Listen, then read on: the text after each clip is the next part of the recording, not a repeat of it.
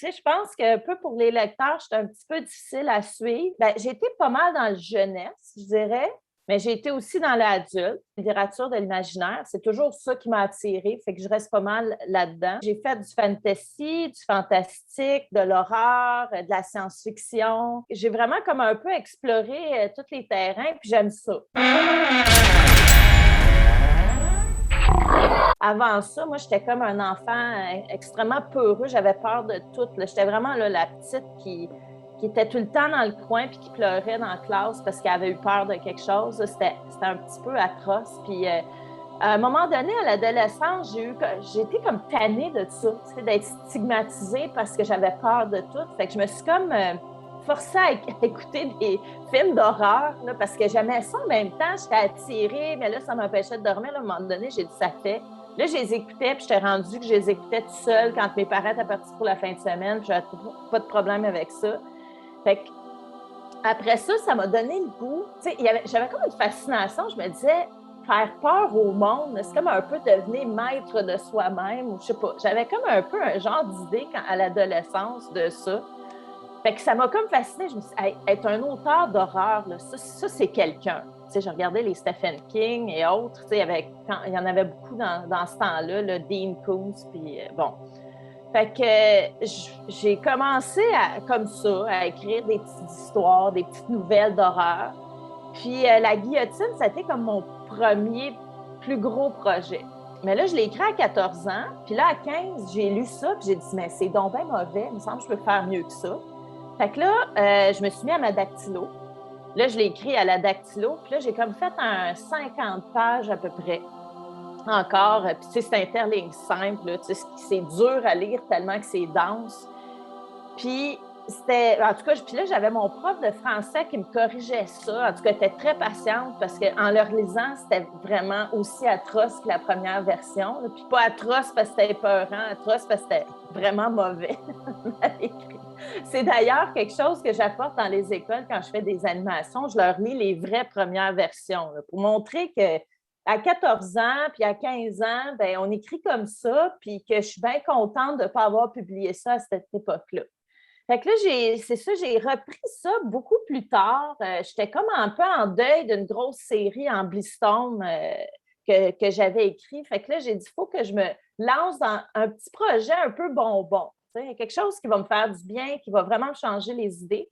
Fait que là, j'ai repris la guillotine. Je m'étais vampirisée moi-même. J'avais pris toutes les bonnes idées que j'avais eues.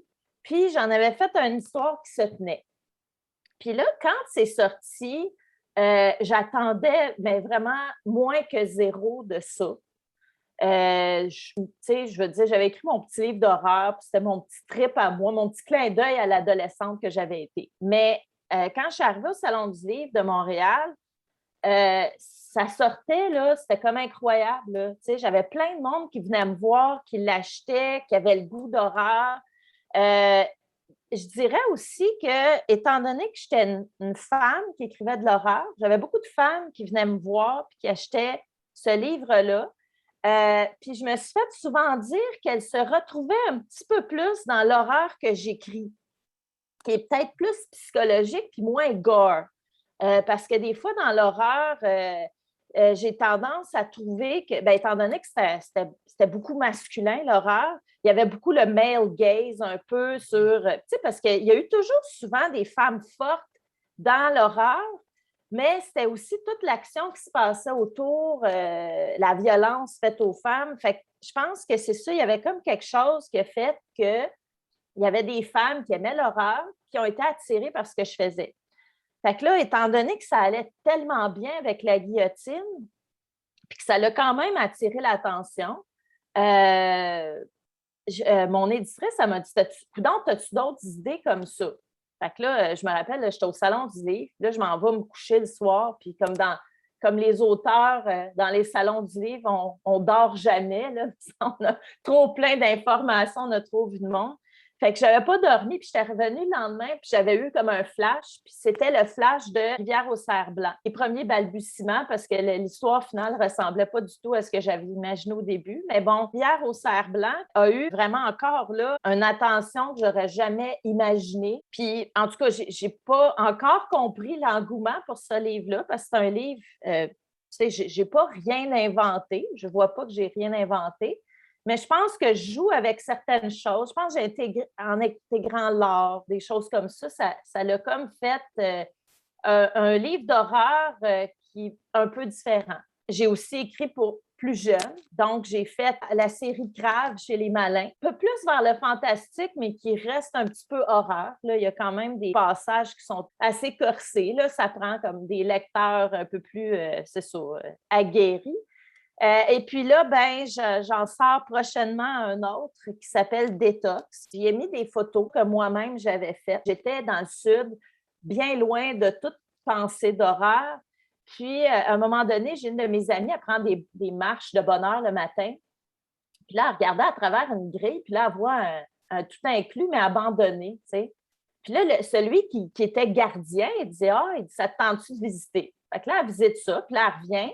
Puis là, elle me parle de ça. Là, je dis, oh my gosh, il faut que je visite ça. Fait que là, je suis partie avec elle, puis on était une petite gang avec ma caméra. Puis là, j'ai pris beaucoup, beaucoup de photos de cet endroit-là. Puis j'avais comme mis ça de côté. Je ne savais vraiment pas ce que j'allais faire avec ça. Puis finalement, l'idée est survenue en pleine pandémie. Tu sais, je pense que c'était propice. Puis là, ben, ça a fait que, c'est ça, j'ai écrit Détox. Peux-tu nous parler de ta série Ambliston? Ça se passe dans un monde où tout est numérique. Puis là, il y a un événement qui fait qu'il n'y a plus d'électricité. Donc, ça se passe 100 ans après ça. Les gens, étant donné qu'ils n'ont eu aucune information sur ce qui s'est passé, la civilisation telle qu'on la connaît est tombée, et les gens cherchent à savoir ce qui s'est produit pour que la civilisation tombe. Mais là, ils ont perdu plein de notions, étant donné qu'ils n'avaient plus du tout accès. Donc, il y a toutes les notions de médecine, de choses comme ça, c'est devenu très difficile. Donc, ils cherchent beaucoup des livres, mais des livres les plus récents possibles pour eux. Donc, moi, j'avais établi que, bon, les livres les plus récents, là, ça serait justement à nos époques, en ce moment, 2020-2030, puis qu'après ça, ça deviendrait pas mal numérique. Et c'est un roman post-apocalyptique que je décrirais comme épique parce qu'il y a une quête. Souvent, moi, ce que je trouvais dans le post-apocalyptique, c'est que ça se déroulait beaucoup à huis clos. Donc, c'était beaucoup quelques personnages, des guerres intestines. Moi, je voulais faire quelque chose un peu plus à grand déploiement, qui se passait sur un plus grand terrain de jeu où les gens devaient sortir, devaient voyager pour trouver des objets. Donc, c'était vraiment ça que j'ai aimé beaucoup explorer. Puis ça a été, c'est ça, 4 tomes. Je pense que manuscrit, c'était 1600 pages. Donc, ça a été un très gros projet pour moi. Puis ça a été à ce jour, parce que j'ai fait beaucoup de recherches pour ce projet-là, recherches scientifiques auprès même d'experts, des experts en géologie, en télédétection. J'ai consulté beaucoup de monde, une experte en santé publique aussi, parce que j'ai une pandémie dans ce livre, dans cette série-là. Donc, j'ai fait énormément de recherches. Ça a été très demandant. Ça reste le projet duquel je dirais je suis la plus fière. Vraiment, là, j'étais vraiment fière du produit fini. Je trouvais que j'étais comme allée au bout en tout cas, de ce sujet-là pour moi. Quand tu écris, est-ce que tu fais des plans? Je me lance pas mal dans le vide. Ça dépend de l'histoire que je fais aussi. Il y en a que, même mettons en Bliston, je dirais que c'était une histoire qui m'habitait depuis au moins 20 ans. Là. Tu sais, différents aspects de l'histoire. Fait que je savais quand même où je m'en allais. Mais j'ai toujours trouvé qu'un plan, pour moi, c'était comme un frein. Là. Tu sais, j'ai l'impression de me faire encadrer. Puis il y a tellement de choses quand on écrit, il y a des surprises. Puis moi, c'est la beauté de l'écriture. Tu sais. Je trouve que quand il y a un personnage, des fois, là, tu pensais que c'était un figurant. Là, tu l'intègres à ta scène. Mais là, il est important. tu sais, puis là, il prend sa place, puis il y a quelque chose de pertinent à porter et à dire dans l'histoire. Moi, j'aime ça, là. Tu sais, j'y ouvre la porte, viens-t'en, tu sais, je l'accueille à bras ouverts. Fait qu'il y a toutes sortes de choses comme ça que je trouve qu'un plan trop détaillé, moi, ça me freine. Fait que souvent, de la façon que je fonctionne, c'est que, mettons, les 40, 50 premières pages, là, j'écris justement sans filet de sécurité, là, je me lâche là. C'est souvent, de toute façon, la partie que je vais le plus retravailler dans mon livre. Et puis, une fois que j'ai ça de fait, là, je commence à voir se dessiner vers où je m'en vais, là, vraiment la fin précise. Là, c'est là que je vais faire des petits plans des fois, des petits plans un peu, pas très détaillés, mais un peu pour savoir qu'est-ce que je veux qu'il se passe à chaque chapitre, pour que ça ferme bien, pour être plus, pour mieux voir là, mon chemin. Mais encore là, des fois, ça m'est arrivé, tu sais, là, j'étais à la fin. Puis là, je sais pas, j'imagine un autre fin, là, subitement, puis là, c'est ça que j'écris. Fait que je me laisse vraiment beaucoup de liberté. Puis c'est ça, là, j'essaie d'y aller avec quelque chose parce que, tu sais, dans le fond, je me dis, si c'est surprenant pour l'auteur, ça va être surprenant pour le lecteur aussi. Un conseil ou deux pour les aspirants auteurs? Il faut lire de tout. Il faut lire des articles de journaux. Il faut se nourrir d'énormément de choses, de culture.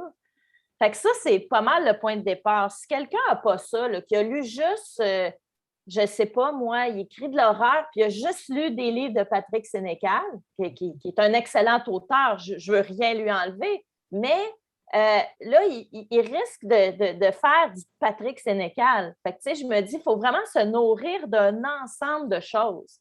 Mais en même temps, je suis pas, tu sais, je serais pas la bonne personne pour faire la morale à quelqu'un parce que moi-même, j'arrive d'ailleurs complètement. Tu sais, j'étais designer industriel dans une autre vie.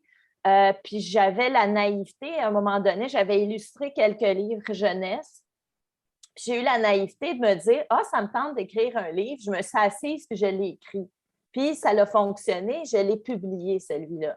Donc, il y a aussi ça, parce que des fois, je vois aussi des gens très académiques qui ont fait plein d'études littéraires en création littéraire, puis qui ont pratiquement un blocage après ça parce que là, ils ont tellement été balisés, puis ils se sont peut-être tellement fait dire c'est ça qu'il faut écrire, c'est comme ça qu'il faut écrire, c'est ça de la littérature, que des fois, ils ne sont même pas capables d'écrire parce qu'ils s'imposent des demandes peut-être irréalistes, là, écrire le chef-d'œuvre tout de suite en partant. Fait que, tu sais, il y a lire beaucoup, mais il y a aussi s'asseoir et écrire. Ça, c'est une étape. S'asseoir, écrire. Ça sera peut-être pas bon, c'est pas grave. Tu continues à écrire. Tu écris régulièrement. Pour moi, c'est à tous les jours. Il y a des bonnes journées, il y a des mauvaises journées. Il y a des journées où j'écris un paragraphe, puis c'est atroce comment c'est pas bon. Puis il y a des journées, surtout quand je suis en fin de roman, là, où je sais exactement où je m'en vais, où là, je suis dans le 12, 13 pages, puis même 15, où là, ça déboule. Puis j'ai de la difficulté à arrêter d'écrire. Le soir, là, je reviens devant mon écran après le souper, puis là, vraiment, ça sort. Là. Donc, mais tu sais, je pense que l'étape de s'asseoir et d'écrire, puis de ne pas trop se poser de questions, c'est quand même une étape importante que beaucoup ont de la difficulté à franchir. Fait que moi, tu sais, j'encourage les gens. C'est certain qu'en pratiquant ça aussi, il faut lire, mais il faut pratiquer notre écriture. Donc, la pratiquer, ça veut dire que on le fait régulièrement, on va avoir des échecs, on va faire des affaires pas bonnes, mais il faut continuer. Puis, j'ai été chanceuse, j'ai été publiée au premier roman. Je ne sais pas, je pense que je suis arrivée avec un produit qui était en demande à cette époque-là. Mais la plupart des auteurs vont avoir, je ne sais pas combien de refus avant de publier. Fait qu'il ne faut pas se laisser. Puis j'en ai encore aujourd'hui des refus, là. J'ai des éditeurs que j'envoie quelque chose puis qui me disent on n'a vraiment pas aimé ça. Puis là, même après 20 ans d'expérience, je suis hyper complexée. Puis souvent, là, je remets en question toute ma carrière pour ça, puis c'est vraiment difficile quand j'ai des refus. Dernièrement, j'en avais eu un. J'étais certaine que cet éditeur-là allait le voir. Puis vraiment, là, il a détesté tout, sauf, je pense, le titre. Je pense qu'il a aimé le titre. C'est tout. Fait que là, je l'ai comme mis sur une tablette, puis là, j'ai dit, ben là, il n'est pas bon, mon livre. Puis là, mon chum m'a dit, ben non, il est bon, envoie-le ailleurs. Puis là, quand je me suis décidée à l'envoyer ailleurs, ben, il a été accepté ailleurs, tu sais. Fait que ça aussi, là, tu sais, il ne faut pas se décourager, c'est pas un milieu facile. Mais c'est ça. Fait que je dirais lire et écrire, c'est pas mal le truc pour moi. Douter de soi, ça fait qu'on va toujours vouloir se dépasser. T'sais. Puis j'espère que ça va être toujours ça pour moi. Je l'ai toujours dit. Moi, quand ça passe à la direction littéraire, mes romans, c'est barbouillé partout. C'est comme ça que je veux ça. Il y a des auteurs qui disent « Ah, j'ai presque rien eu. Je suis rendue... j'espère que ça ne m'arrivera jamais. T'sais. À 95 ans, j'espère que je vais avoir encore quelque chose à apprendre puis que je vais avoir l'humilité de le comprendre parce que de toute façon, les époques changent. Ce qui était pertinent il y a 20 ans n'est pas nécessairement en ce moment. Puis de toute façon, il faut que j'intègre le quotidien actuel dans ce que j'écris. Donc, aujourd'hui, les jeunes sont sur des réseaux sociaux. Fait que si j'écris pour la jeunesse, faut que j'intègre un peu de leur quotidien si je veux les intéresser. Fait que, tu sais, il y a plein de questions qu'on se pose en tant qu'auteur, puis c'est comme ça que je trouve que ça doit être. Je dessinais partout, tout le temps. Je pense à partir de l'âge de 18 mois. Là. Ma mère, elle me dit je t'ai mis un crayon dans les mains, là, puis là, ça a été comme une histoire d'amour. T'sais. Tout le monde pensait que je deviendrais illustratrice, dessinatrice. Bon. Mais il y a quelque chose, par contre, c'est que mon père, quand j'étais jeune, moi, je suis née en 1974, là, fait que bon, la technologie dans ce temps-là était ce qu'elle était. Il m'avait apporté quelque chose qui était là, hyper technologique, c'est que j'avais une enregistreuse cassette, là, tu sais. Fait que là, je mettais ma petite cassette. Là, je pense que j'avais 3-4 ans. Je m'enregistrais en train de raconter des histoires. C'est incompréhensible, là. C'est vraiment... Je sais pas, tu sais, je pense que je l'ai réentendu plus tard. Qu'est-ce que je disais, mais je sais que c'est ça que je faisais. Je mettais mes nounours, puis là, je faisais sur mon enregistreuse, puis j'enregistrais des histoires. Puis je me rappelle, ma mère, elle m'a amenée à l'âge de 4 ans voir Star Wars. Puis, tu sais, c'est pas vieux, là, parce que Star Wars, c'était un film assez long. C'était un film qui aurait pu me heurter là, pour l'enfant peu heureuse que j'étais. Mais ça a été comme la révélation pour moi. C'est comme un peu l'histoire à l'origine de tout. Là. Star Wars, là, le premier, là, pour moi, ça a été avec moi toute ma vie. Comme lecture, ce qu'on avait à mon époque, c'était les comtesses de Ségur, les Martines, le Club des Cinq. Puis c'était comme toutes des affaires avec des enfants parfaits. T'sais. Des belles petites filles, puis ils chantent bien, puis sont belles, puis sont première de classe, puis c'était tellement pas moi, c'était tellement loin de moi. Tu sais, moi, c'est ça, justement, j'aimais Star Wars, j'aimais ça aller jouer dans la boîte puis ramasser des grenouilles, puis tu sais, comme j'étais vraiment, ben j'étais pas tomboy, mais j'étais vraiment une petite fille, là, j'aimais l'aventure, tu sais. Puis contrairement, c'est ça, dans la littérature, c'est ça qu'il y avait, vraiment, là, l'enfant parfait, l'enfant studieux. Puis dans la culture populaire, ben, tu sais, à la télé, il y avait Wonder Woman, il y avait la femme bionique. Fait que je me retrouvais beaucoup plus du côté anglo-saxon. Je trouvais que les femmes avaient un plus beau rôle, avaient, tu sais, comme faisaient des choses pas mal plus passionnantes. Tu sais, quand tu penses à la princesse Léa, elle s'excusait pas. Elle était là, elle était maître d'elle-même, elle participait à fond, elle était, tu sais, une figure primordiale dans tout cet univers-là.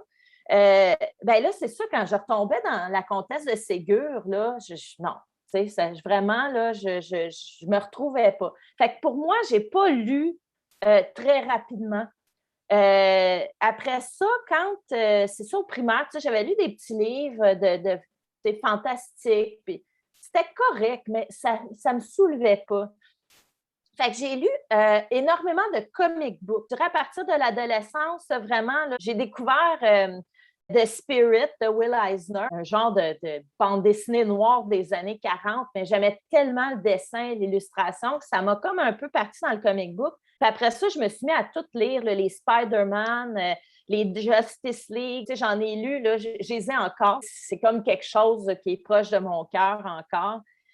Donc, j'en ai lu énormément. Puis ça a fait que j'ai voulu devenir une illustratrice de comic book. T'sais. On sait qu'il n'y a pas beaucoup de femmes là-dedans, mais c'était ça que je voulais faire. J'aimais le comic book, l'univers du comic book. Puis à un moment donné, j'étais au Salon du livre de Montréal avec mon école, puis là, je suis tombée sur le cycle de Child de Jack Vance. Puis la couverture, c'était Casa, le BDiste français. Puis là, j'avais trouvé tellement la couverture tripante.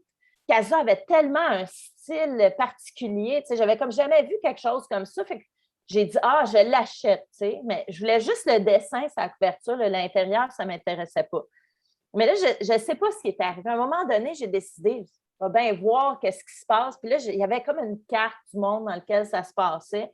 Fait que là, je me suis mis à lire ça. Puis pour quelqu'un qui ne lisait pas, j'ai lu les 4 tomes en 2 semaines. Là, j'ai comme. Puis là, ça a comme parti quelque chose. Là, je me suis vraiment mis à dévorer tout ce qui se faisait en science-fiction. Puis dans ce temps-là, j'ai lu, il y avait toujours la petite tranche mauve. Fait que là, j'allais à la bibliothèque, tout ce qui avait une tranche mauve, je prenais. Fait que là, j'en ai lu plusieurs. J'ai lu Tanit Lee, j'ai lu Van Vogt. Puis là, après ça, c'est allé plus au cégep, où là, dans un cours de philosophie, on avait eu à lire 1984 de George Orwell. Puis quand j'ai lu ça, là, j'ai vraiment trouvé ma littérature. Étant donné que j'étais une peureuse, un enfant peureux, j'avais toujours tendance à vouloir réfléchir à qu'est-ce qui arriverait si, tu sais. Fait que là, tu sais, l'anticipation, on dirait que ça mettait des réponses sur mes questions, sur mes angoisses aussi. Ça me calmait en quelque part, je dirais.